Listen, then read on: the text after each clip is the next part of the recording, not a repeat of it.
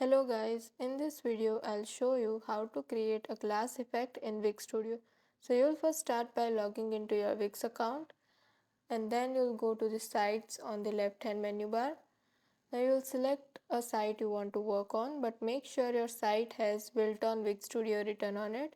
If it's not written, you can always create a new site. You can start with a blank canvas or you can select a template. I'm selecting a template. There are a variety of templates to choose from. We'll just select any one. Let's say this one. We'll go to view first and then we'll click on edit template on the top right corner. Then we'll wait for our website to load. So this is our website. Now we'll find an element that we want to put the glass effect on. Let's say I want to put it on this text over here. Now we'll go to the add elements section and we'll go to containers and we'll select a container. I'll select this one and we'll just place it over here, and now we'll edit it according to the size of our text. Now as you can see, I've edited the container over here according to the size of the text. Now I'll select this container and we'll open the inspection now and we'll reduce its opacity.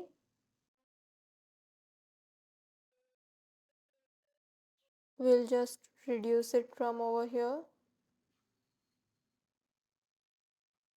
We can keep it around 50 to 60. Let's keep it 50 for now. We can also change the background color from over here. We'll get all the theme colors. Let's say we select this one or maybe this one. Now after selecting the color, you'll go back and then over here we'll turn on this apply glass effect filter. Now this is the blur intensity. We can reduce it or increase it as per our need. Now as this is a text, I am going to keep it very low, around 2. You can also increase or decrease the opacity after the blur effect. I'll keep it around 22 now, and that is it. We have the glass effect filter on our text now, as you can see.